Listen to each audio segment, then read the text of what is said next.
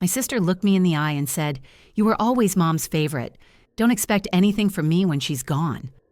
I smiled calmly and replied, "I understand." What she didn't know was that I'd already made a decision that would change everything. I'm so glad you're here with me today. Please like this video and stay until the end to hear my full story. And let me know in the comments which city you're watching from. I'd love to see how far this reaches. I'm Rebecca Chen, 45 years old, and I've spent the last 2 decades building a successful career as a civil engineer in Seattle, Washington. My younger sister, Amanda, is 38. We grew up in a tight-knit family. Our parents, Helen and David, worked hard to give us everything. Dad was a high school teacher, Mom a librarian. They weren't wealthy, but they were wise with money. They saved, they planned, they built a comfortable retirement. 3 years ago, Dad passed away suddenly from a stroke. Mom inherited their home, his pension, and their modest investment portfolio. She was 68 then, independent, sharp as ever. She lived alone in the family home in Tacoma, the house where Amanda and I grew up. Amanda had always been the social one, outgoing, charming, the life of every family gathering. She married young, had 3 kids, and became a stay-at-home mom. Her husband, Kyle, worked in sales, and they lived what looked like a picture-perfect suburban life. Big house, nice cars, family vacations. I took a different path. I never married, focused on my career, traveled extensively for work. I visited Mom regularly, called her twice a week, helped her with house repairs, took her to medical appointments. Amanda visited too, but less frequently. She was always busy with the kids, she said. I never thought much about it. We were family. We were fine. The first strange moment came about 8 months ago. Mom called me, sounding worried. "Rebecca, Amanda asked me to co-sign a loan for $25,000. She said it's for emergency home repairs, something about the foundation. Should I do it?" My stomach tightened. "Mom, did you see any damage when you were at their house last month?" "No, but Amanda said it's hidden. Underground issues." "Don't sign anything," I told her firmly. "Let me look into it first." I called Amanda that evening. "Hey, Mom mentioned you need her to co-sign a loan. What's going on?" Her voice was casual, almost too casual. "Oh, it's nothing major. Just some foundation work. You know how expensive these things are. Have you gotten multiple quotes? Can I see the inspection report?" There was a pause. "Rebecca, why are you making this difficult? It's just family helping family." "I'm not making it difficult. I'm asking reasonable questions. If Mom's name is going on a loan, she has a right to understand what it's for." "Fine. Forget it. I'll figure it out myself." She hung up. Mom never co-signed that loan. And 2 weeks later, I drove past Amanda's house and saw a brand new boat in the driveway. That's when I started paying closer attention. I began visiting Mom more often, and I started noticing things. Small things at first. She mentioned giving Amanda $3,000 for medical bills for one of the kids. But when I asked which child, Mom couldn't quite remember. Amanda had been vague about it. Another time, Mom casually said she'd helped with a $5,000 car emergency. But Amanda's car looked fine to me. I sat down with Mom one afternoon with tea and her financial statements spread across the kitchen table. "Mom, do you keep track of what you give Amanda?" She looked uncomfortable. "I don't want to seem petty, Rebecca. She's my daughter. She has 3 children. Things are tight for them." "How tight?" I pulled out my laptop. "Let's just look at the last 2 years. What we found made my blood run cold. Over the past 24 months, Mom had transferred $38,000 to Amanda. Cash gifts, direct deposits, payments for various emergencies. "Mom," I could barely speak. "Did you know it was this much?" Her hands shook slightly. I knew I was helping, but I didn't realize. "Rebecca," she's struggling. "Kyle's job isn't stable. The kids need things. Does Amanda know you're living on a fixed income? That you can't afford to keep doing this?" Mom looked down. "I've mentioned it. She says she'll pay me back." She never did. I didn't confront Amanda immediately. I needed to understand what was really happening. So I did something I'm not proud of. I started investigating my own sister. I discovered that Amanda and Kyle weren't struggling at all. Their social media showed regular date nights at expensive restaurants, weekend getaways to wine country, designer clothes for the kids. Kyle had just been promoted. Their tight financial situation was a lie. They weren't poor. They were living beyond their means and using Mom as their personal bank. I was furious, but I stayed calm. I needed evidence, not emotion. I compiled everything: bank statements, screenshots, dates, amounts. I created a spreadsheet showing every emergency that never quite made sense. Then, 3 months ago, Mom called me crying. "Rebecca, I don't know what to do. Amanda wants me to take out a home equity loan to help them buy a rental property.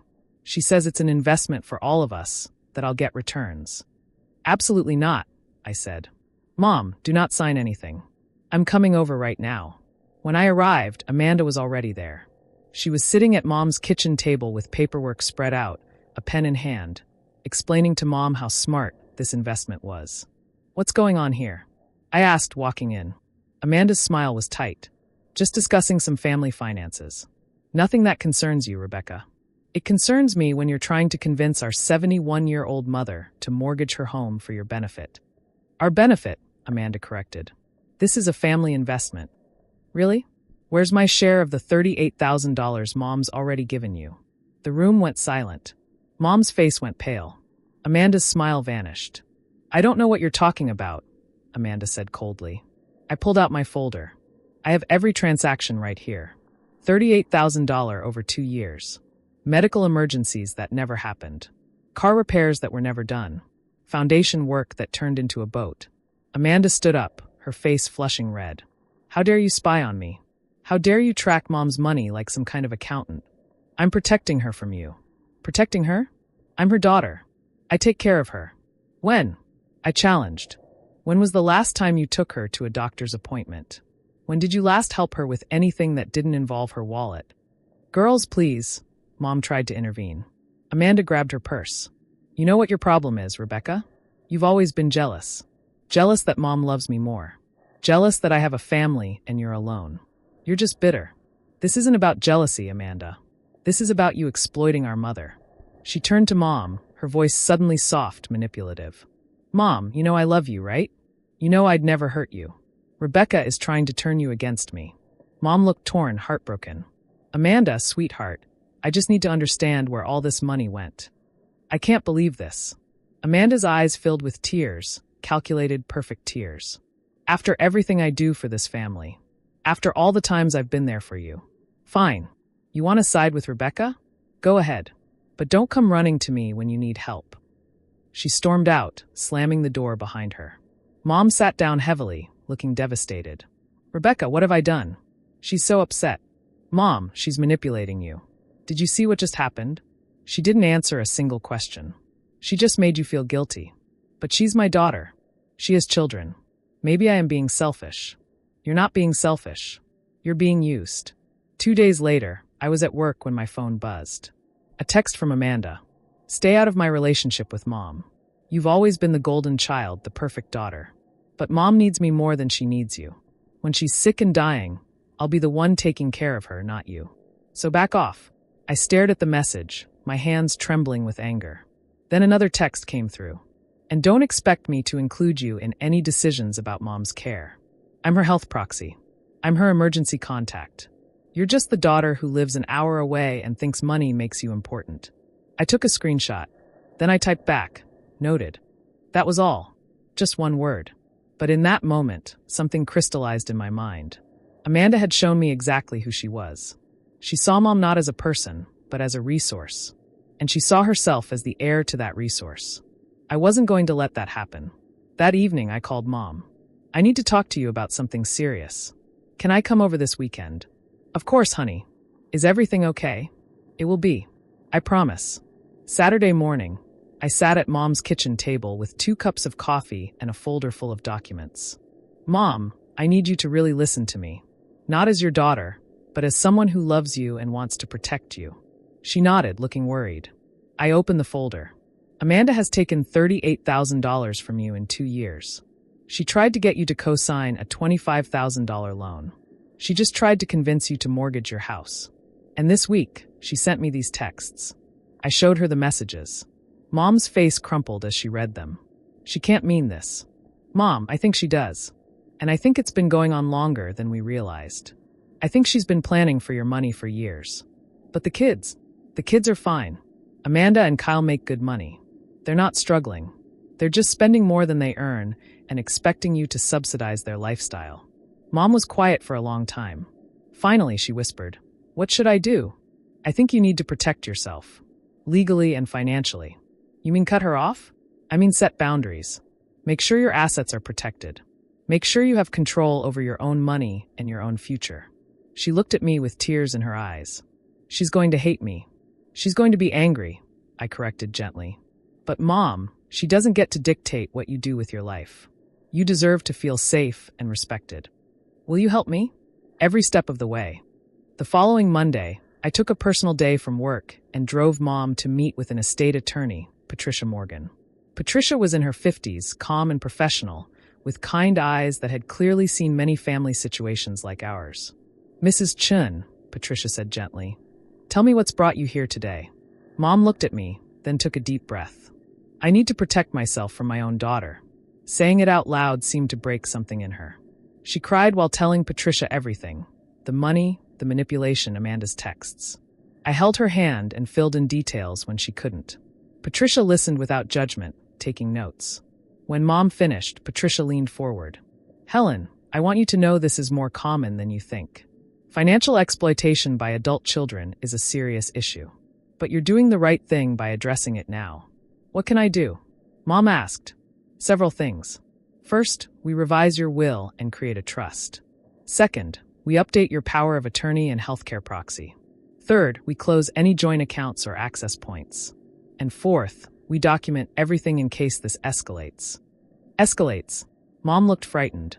Some adult children don't respond well to boundaries. We prepare for the worst and hope for the best. Over the next 2 weeks, Patricia worked quickly. We created the Helen Chun Revocable Living Trust. Mom's house, investments, and savings would be protected. The beneficiaries were carefully chosen.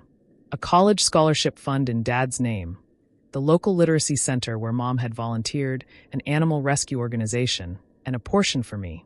Not because I needed it, but because Mom wanted to acknowledge our relationship. Amanda's name appeared nowhere in the documents. We also removed Amanda as Mom's healthcare proxy and emergency contact. I became both. We closed the old joint bank account Mom had shared with Amanda, just in case. Mom opened new accounts at a different bank. How will Amanda find out? Mom asked nervously. She'll notice when she tries to access something and can't, Patricia said. Be prepared for that conversation. It took exactly 5 days. Mom and I were having lunch at her house when Amanda's car screeched into the driveway. She didn't knock, she had a key. She burst through the front door, her face red with fury. What the hell have you done? She screamed. Mom stood up, her voice shaking. Amanda, please calm down. Don't tell me to calm down. I just tried to check your account to make sure you paid your utilities, and I'm locked out. The account doesn't exist. I closed it, Mom said quietly. I opened a new account. In my name only. You what? Amanda turned to me. This is your doing. You poisoned her against me. No one poisoned anyone, I said evenly. Mom made her own decision. Liar. Amanda's voice was shrill. Mom, you can't do this. I'm your daughter. I take care of you. I need access to help you. Help me with what? Mom's voice was stronger now. Amanda, you haven't helped me with anything in years. You've only taken. That's not true. I visit, I call. You visit when you need money, I interrupted. The last 5 times you came here, you asked for something.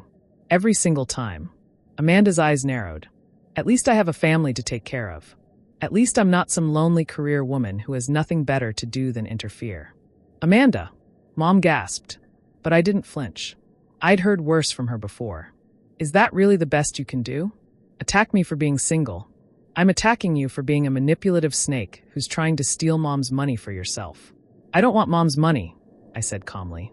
I make 6 figures. I own my own condo. I'm financially stable.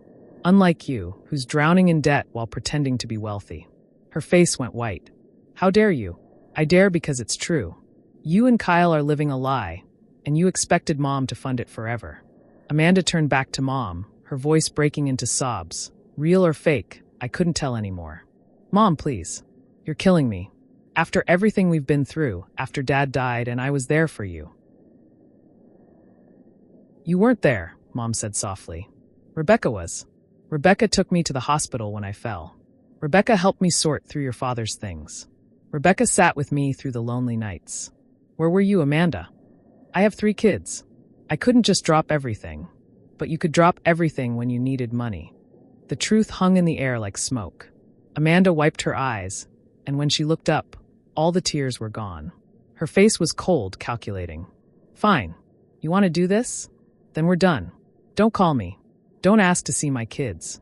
You're choosing Rebecca over me, so you can live with that choice. Amanda, please, Mom reached out.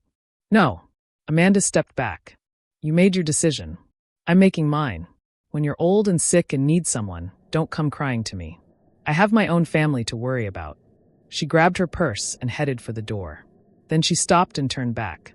And Mom, you should know, I'm calling Adult Protective Services. I'm reporting that Rebecca is financially exploiting you, isolating you from your family, and manipulating you while you're grieving and vulnerable. Let's see how you handle an investigation. She slammed the door so hard a picture frame fell off the wall. Mom collapsed into a chair, sobbing. I knelt beside her, holding her while she cried. Did I just lose my daughter? She whispered. No, I said firmly. You lost an illusion. The real Amanda, the one who loved you without conditions, has been gone for a long time. Maybe she was never really there. Amanda followed through on her threat. 3 days later, a social worker from Adult Protective Services arrived at Mom's door. Her name was Karen Wilson, a professional woman in her 40s who introduced herself with a kind but serious demeanor. Mrs. Chun, I'm here to follow up on a report of potential elder abuse and exploitation. Mom invited her in, her hands trembling. I was there too. I'd started spending more time at the house, worried about what Amanda might do next. Karen asked Mom a series of questions. About her health, her living situation, her finances, her relationships. She asked about me. She asked about Amanda. Mom answered honestly. She showed Karen the bank statements, the texts from Amanda, the timeline of money requests. She explained her decision to create a trust and close the joint account. Karen listened carefully, taking notes. Then she asked to speak with me privately. In the kitchen, Karen looked at me directly. Ms. Chun, I need to be frank with you. Your sister painted a very different picture. She claims you've isolated your mother, that you're controlling her finances, that your mother is showing signs of cognitive decline. My heart pounded. That's not true. Any of it. I can see that, Karen said gently. Your mother is clearly sharp, independent, and making her own decisions. But I need to complete my investigation. That means I'll need to interview your mother's doctor, review her medical records, and speak with other family members or friends who can verify her mental state. Of course, whatever you need. Karen interviewed Mom's doctor, Dr. Sarah Lynn, who confirmed Mom was in excellent health with no signs of dementia or cognitive impairment. She spoke with Mom's neighbors, her book club friends, her pastor. Everyone gave the same report. Helen Chin was independent, sharp, and fully capable of managing her own life. 2 weeks later, Karen returned with her findings. Mrs. Chun, I'm closing this case. There's no evidence of abuse, exploitation, or undue influence. In fact, it appears you've taken reasonable steps to protect yourself from financial manipulation. Mom's relief was visible. So Amanda was wrong? Your daughter filed what we call a retaliatory report, Karen said carefully. It happens when someone loses access or control and uses the system to try to regain it. I'm sorry you had to go through this. After Karen left, Mom sat quietly for a long time. She tried to have me investigated, she finally said. My own daughter tried to make me look incompetent. I know, Mom. What kind of person does that? I didn't have an answer. After the APS investigation closed, Amanda went silent. Completely silent. No calls. No texts. No visits. She blocked Mom's number. She blocked mine. Mom tried reaching out, emails, letters, even driving to Amanda's house. But Amanda wouldn't answer the door. Kyle came out once and said coldly, Amanda doesn't want to see you. Please respect that. The grandkids, Olivia, 12, Mason, 9, and little Lily, 6, were caught in the middle. Mom missed them desperately. She'd been part of their lives since birth, and suddenly she was cut off completely. Can I send them birthday cards? Mom asked me, crying. Of course. But Mom, Amanda might not let them receive them. She sent them anyway. Beautiful cards with heartfelt messages and checks for their birthdays. Every single one was returned unopened, marked, returned to sender. It broke Mom's heart. I watched her grieve, not for the daughter she'd lost, but for the grandchildren she'd been denied access to. She'd done nothing wrong except protect herself, and she was being punished with the cruelest weapon Amanda could wield. I just want them to know I love them, Mom whispered one night. They will, I promised. When they're older, they'll understand what really happened. And they'll come looking for you. What if they don't? What if Amanda poisons them against me? Then that's on Amanda, not you. You can't control what she tells them. But you can control what kind of person you are when they eventually seek the truth. 2 months into the silence, something unexpected happened. I received a Facebook message from someone named Julia Morrison. The name wasn't familiar, but the profile picture showed a woman in her mid-30s with kind eyes. Hi Rebecca, you don't know me, but I'm Amanda's neighbor. I hope this isn't too forward, but I've been watching what's happening, and I think you should know some things. Can we talk? My first instinct was suspicion. Was this someone Amanda sent to spy? But something in the message felt genuine. I agreed to meet her for coffee at a neutral location. Julia arrived right on time, looking nervous. She ordered tea and sat across from me, choosing her words carefully. I've lived next to Amanda and Kyle for 4 years, she began. Our kids play together. We've had cookouts, playdates, the whole neighborhood thing. But over the last year, I've noticed things. What kind of things? The spending. The fighting. Kyle and Amanda argue loudly. You can hear it through the walls. It's always about money. He wants her to stop asking her mother for handouts. She says it's her inheritance, and she deserves it now. My stomach tightened. She said that? That it's her inheritance. Julia nodded. Multiple times. She's told me and other neighbors that she's just getting her share early, because you're the favorite and will get everything when your mom dies. She's very bitter about it. That's not true. I never asked Mom for anything. I believe you. Because here's the thing. Olivia told my daughter something a few weeks ago that really bothered me. What did she say? Julia's face darkened. She said her mom told her that Grandma Helen doesn't love them anymore because Aunt Rebecca is mean and turned Grandma against them. My daughter asked me if that was true, and I didn't know what to say. Anger flared in my chest. Mom is heartbroken. She's tried to reach out dozens of times. Amanda won't let her see the kids. I know. I've seen your mom's car here. I've watched Amanda refuse to answer the door. Julia leaned forward. Rebecca, I'm telling you this because those kids ask about their grandma constantly. Lily cries about it. And I think what Amanda is doing is wrong. Why are you getting involved? She hesitated.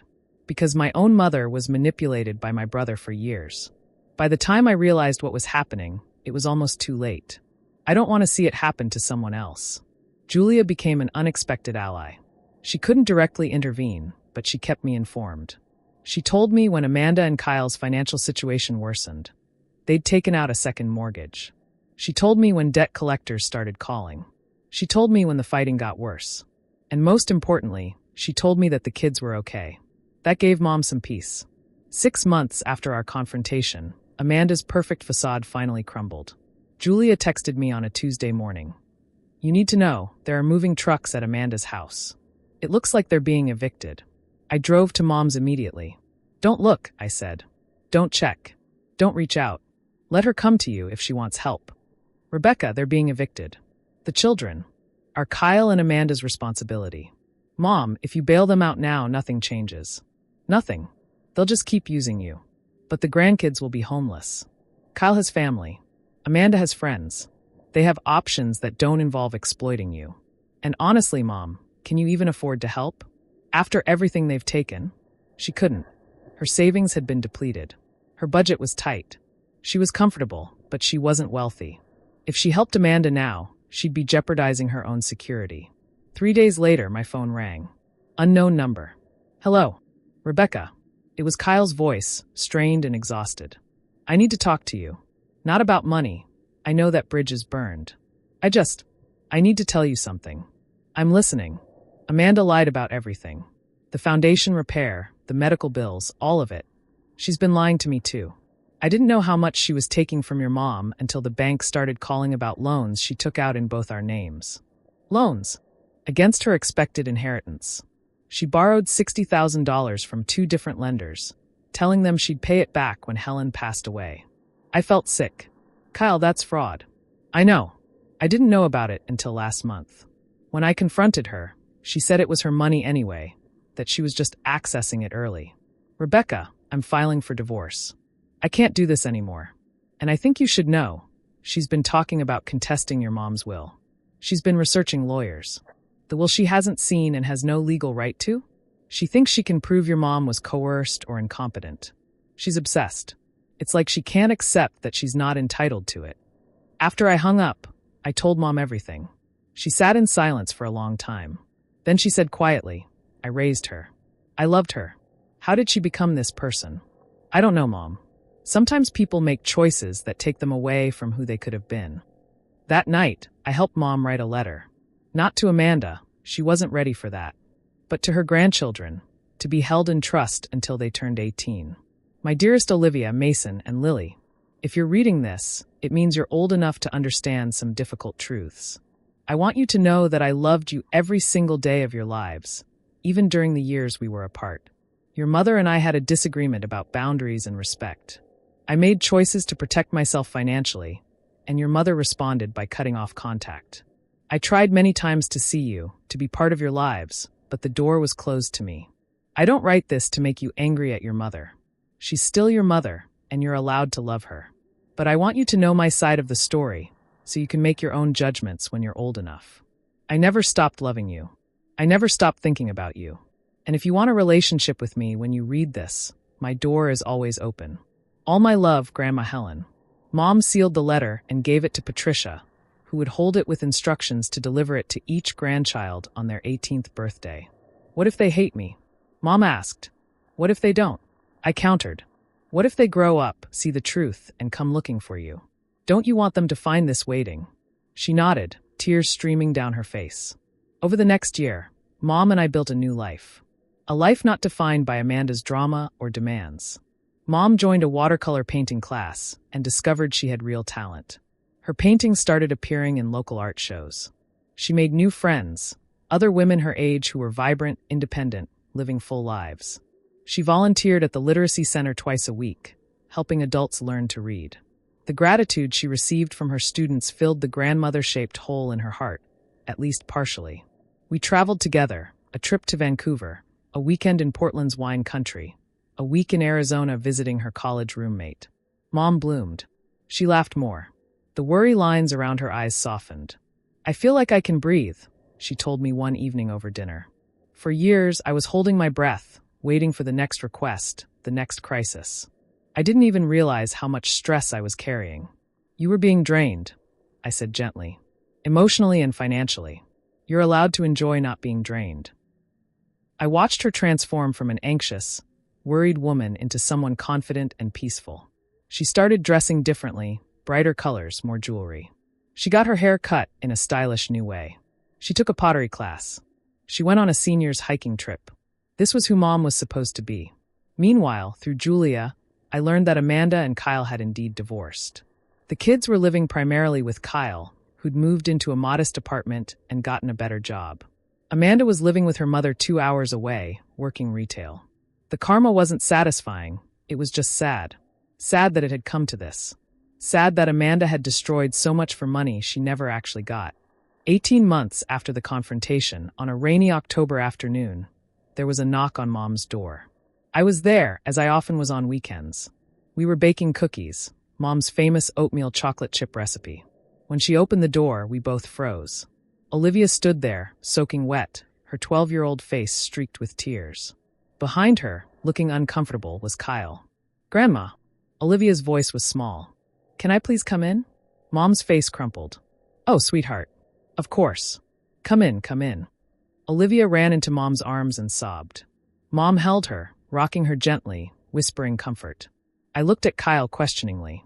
He stepped inside, looking exhausted. I'm sorry to show up unannounced. Olivia has been begging to see Helen for months. She finally wore me down. Does Amanda know you're here? I asked. No, and I'd appreciate it if this stayed between us.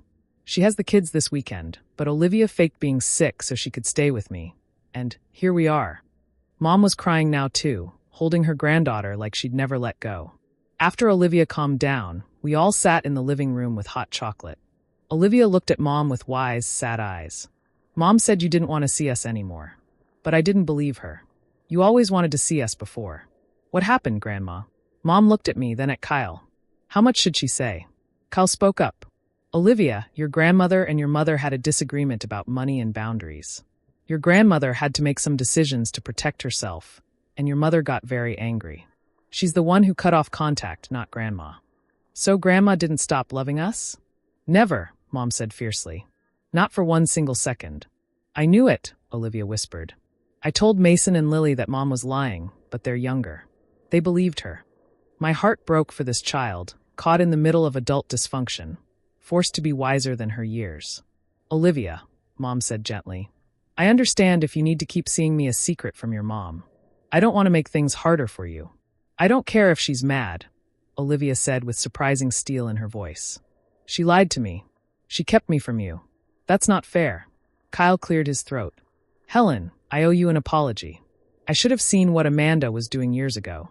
I should have stopped it. You didn't know, Mom said quietly. I knew enough. I knew she was asking you for money constantly. I told myself it was okay because you were family, because you wanted to help. But I should have questioned it more. He paused. When I found out about the loans she'd taken out against your expected inheritance, I was horrified. That's when I knew I had to get out. How are the other kids? Mom asked, her voice hopeful. They miss you. Mason asks about you all the time. Lily still has the stuffed elephant you gave her when she was born. She sleeps with it every night and calls it Grandma's elephant. Mom's eyes filled with tears again. Olivia pulled out her phone. Can I have your number, Grandma? So I can text you. Of course, sweetheart. And can we do this again? Can I come visit? Kyle nodded. I'll bring them. All 3 of them, if you're willing. Amanda has them every other weekend. But when they're with me, we can make this work. Over the next few months, a new pattern emerged. Every other weekend, Kyle would bring the kids to visit Mom. At first it was short visits, an hour or 2. Then longer. Sunday dinners. Baking sessions. Game nights. The kids blossomed in Mom's presence. Mason, now 10, opened up about his anxiety over the divorce. Lily, 7, just wanted to cuddle with Grandma and hear stories. Aunt Olivia became Mom's little confidant, mature beyond her years, but still needing that grandmother's wisdom. Amanda never knew. Kyle was careful, and the kids, understanding the delicate situation, kept it secret. Does it bother you? I asked Mom one evening after the kids had left. That it has to be secret? It bothers me that Amanda has put them in this position, Mom said. But I'll take what I can get. I have my grandchildren back, even if it's not the way I'd hoped. Through Kyle and Julia, I learned that Amanda's life continued to unravel. She'd been fired from 2 retail jobs for poor attendance. Her mother had finally cut her off financially after Amanda tried to forge her signature on a loan application. She was living in a studio apartment, driving a 15-year-old car, and had declared bankruptcy. The woman who'd been so obsessed with inheritance, with money, with maintaining appearances, had lost everything. Does she ever ask about the kids? Mom asked Kyle during one visit.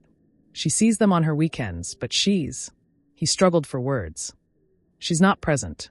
She's bitter, angry, always complaining about how unfair life is, how everyone betrayed her. The kids have started asking if they can skip weekends with her. That's so sad, Mom whispered. She made her choices, I said firmly. You can feel sad for her, Mom, but don't feel guilty. You didn't do this to her. She did it to herself. One evening, my phone rang. Unknown number again. Against my better judgment, I answered. Rebecca. It was Amanda's voice, but different, tired, defeated. Don't hang up. Please. I said nothing, just waited. I know you hate me. I know Mom hates me. I need you to know something. I'm listening. You were right. About everything. I was using Mom. I was lying. I convinced myself I deserved that money because I had kids, because life was expensive, because I wanted things I couldn't afford. Her voice cracked. I destroyed my marriage. I damaged my kids. I lost my mother. And for what? I don't even have the money. It's all gone. Amanda, I'm not asking for forgiveness. I'm not asking for anything. I just wanted you to know that I know.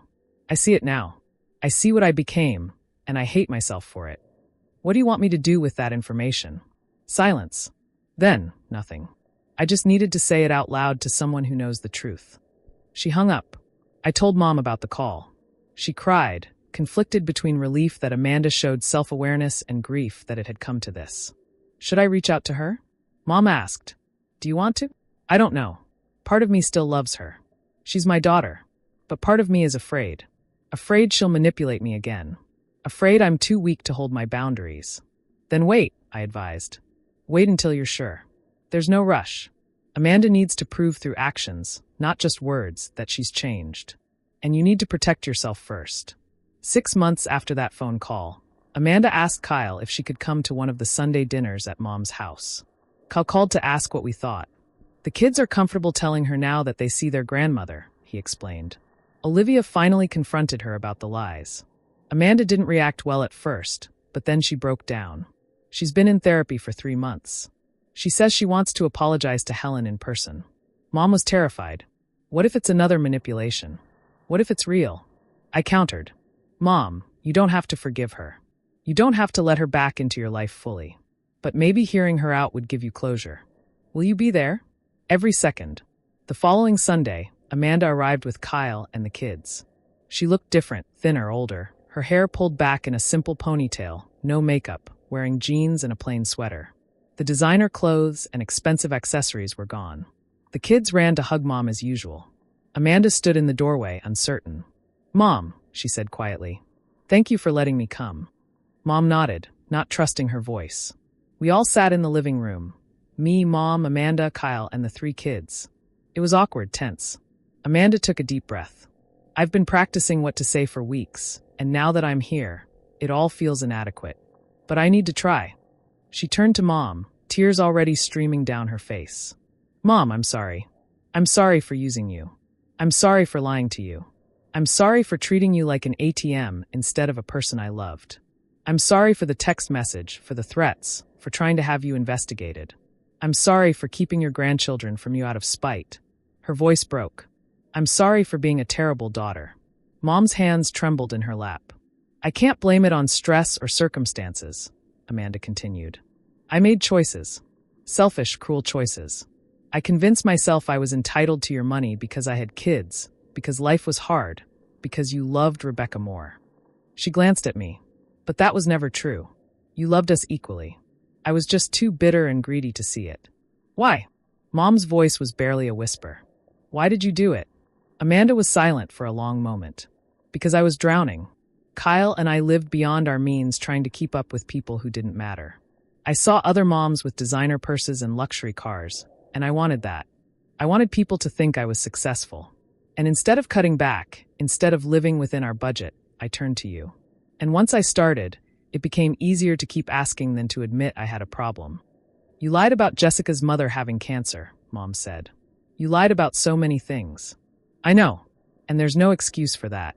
I thought if I made the emergencies sound desperate enough, you wouldn't question them. I manipulated your kindness. Amanda wiped her eyes. I'm in therapy now. Real therapy. I'm learning about why I became this person. And I'm working on changing. Not to get you back or to get money, but because I need to be better for my kids. Olivia reached over and squeezed her mom's hand. The gesture was simple but powerful. I don't expect forgiveness, Amanda said.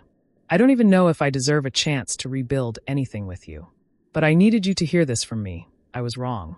You were right to protect yourself. And I'm sorry it took losing everything for me to see it. Mom was quiet for a long time. We all waited. Finally, she spoke. Amanda, I believe you're sorry. I can see it. But I need you to understand something. Sorry isn't enough to rebuild trust.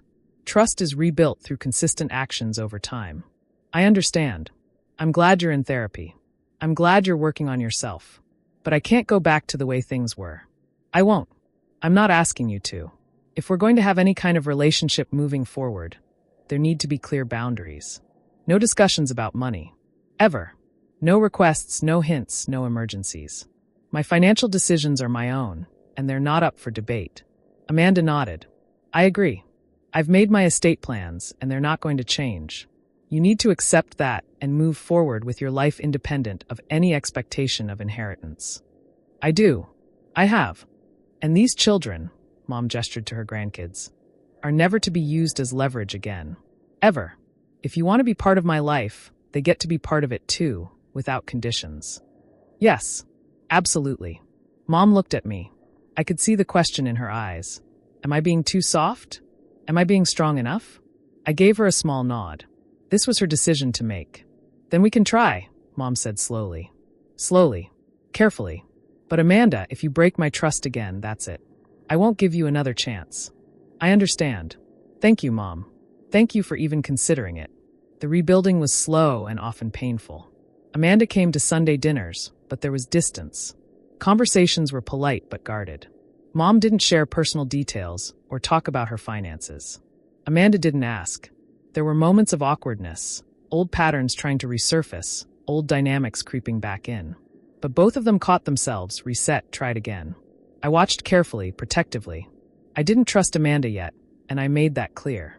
I don't forgive you, I told her bluntly one evening when we were alone in the kitchen. Not yet. Maybe not ever. I don't expect you to, Amanda replied. You protected Mom when I was hurting her. I don't blame you for not trusting me. If you hurt her again, I won't. Rebecca, I know you don't believe me, but I've lost everything once. I'm not going through that again. Over the months, small things changed. Amanda got a better job, administrative work at a medical office. She moved into a nicer apartment. She bought a reliable used car. She was rebuilding her life from the ground up, without Mom's money. She attended her kids' school events. She showed up to their sports games. She was present in ways she hadn't been in years. Kyle told us privately, she's different. She's actually different. I don't know if we'll ever get back together, but I respect what she's doing. The kids noticed too. Mom's happier, Olivia said one day. She doesn't complain about money as much. She plays with us now. 1 year after Amanda's apology, Mom and I were having tea on her back porch, watching the sunset. Do you think I did the right thing? She asked. Letting her back in? Do you feel like you did the right thing? Most days. Some days I still feel scared. Scared she'll revert. Scared I'm being naive. But you set boundaries, I reminded her. Real boundaries. You're not giving her money.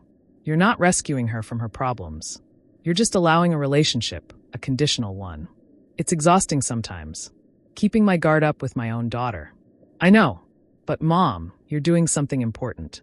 You're teaching her that love and respect go together. That she can't have one without the other. Mom nodded slowly. I spent so many years confusing love with sacrifice. Thinking that if I didn't give everything, I wasn't a good mother. But that wasn't love. That was enabling. And now I know the difference. I can love Amanda and still protect myself. I can want the best for her without funding it. I can be her mother without being her bank account. She paused, looking out at her garden, the one she'd planted and nurtured, the one that bloomed because she tended it carefully. You know what I've learned through all this? Mom said, I've learned that my worth isn't measured by what I give others. It's measured by how I value myself. And I finally, at 73 years old, value myself enough to say no. 2 years after everything fell apart and started slowly rebuilding, Mom's trust fund began making its impact.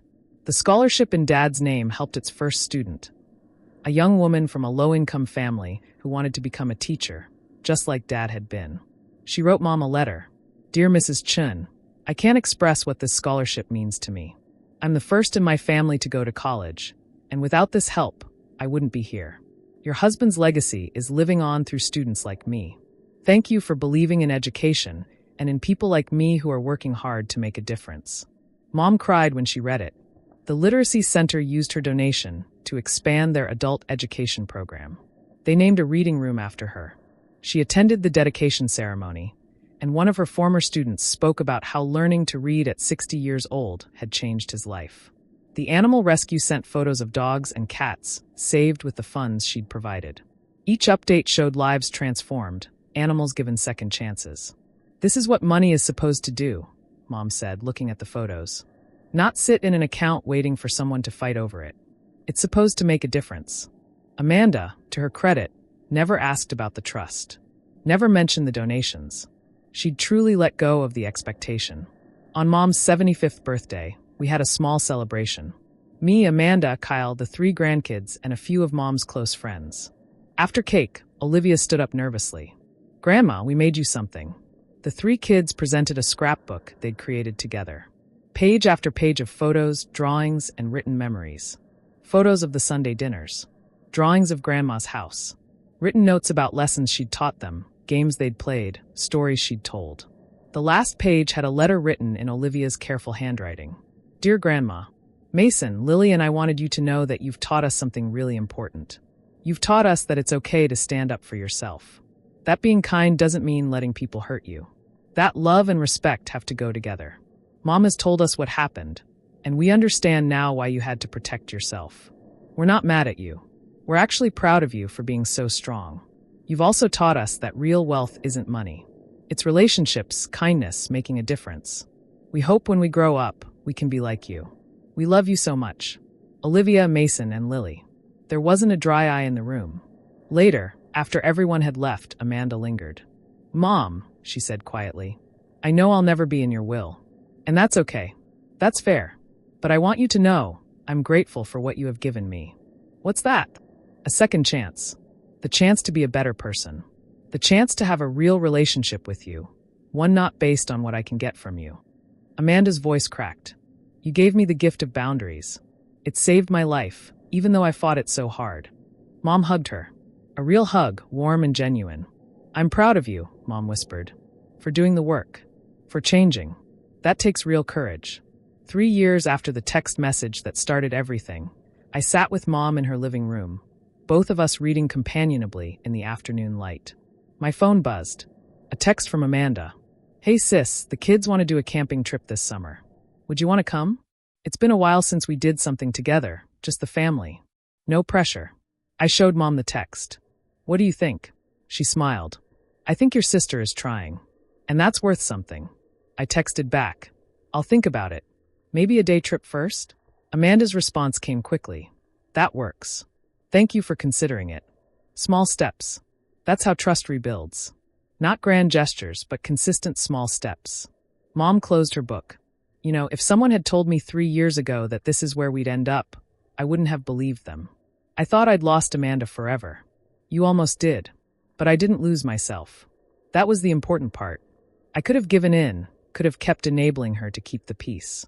But then who would I be? Probably broke and miserable, I said honestly. She laughed. Probably. Instead, I have self-respect. I have genuine relationships. I have purpose. And I have a daughter who's learning to be better. That's more than money could ever buy. 5 years later, Mom celebrated her 80th birthday surrounded by family and friends. The house was full of laughter, music, and joy. Amanda was there with the kids, teenagers now, Olivia 17, Mason 14, Lily 12. They were good kids, thoughtful and kind. Amanda had done well raising them, especially after hitting rock bottom and rebuilding. Kyle was there too, remarried now to a kind woman who treated the kids well. He and Amanda had found a way to co-parent peacefully. My friends from work were there. Mom's book club, her art class buddies, her literacy center students. The house overflowed with people whose lives she'd touched. As I watched Mom laugh with her grandchildren, vibrant and healthy at 80, I thought about that text message. The one that had felt like a slap. The one that had changed everything. Don't expect me to take care of you when you're old. I have my own life and family. In a twisted way, it was the best thing that could have happened. It forced Mom to see the truth. It gave her the push to protect herself. It made her choose her own worth over someone else's comfort. And now, at 80, she wasn't a burden waiting to be cared for. She was a vital, independent woman living her fullest life. Later that evening, as guests were leaving, Amanda pulled me aside. Thank you, she said. For what? For not letting me destroy Mom. If you hadn't intervened, hadn't pushed her to protect herself, I would have drained her dry. And then what? She'd be broke and dependent, and I don't even know what I'd be. Someone worse than I already was. You did the work, Amanda. You changed yourself. Only because I had to. Only because there was no other option. You and Mom forced me to face consequences, and that saved me. She paused. I know we'll never be close like some sisters. Too much damage. But I respect you. And I'm grateful. It wasn't a perfect reconciliation. We'd never have what we could have had if she hadn't chosen greed. But it was real. And that mattered. As I drove home that night, I thought about everything we'd been through. The betrayal, the confrontation, the legal battles, the slow rebuilding. Mom had taught me something crucial. You can love someone and still refuse to be destroyed by them. Boundaries aren't walls, they're bridges to healthier relationships. And your worth is never determined by what you give others, but by how well you value yourself. Sometimes the cruelest words become the greatest gifts. That text message broke Mom's heart, but it also freed her.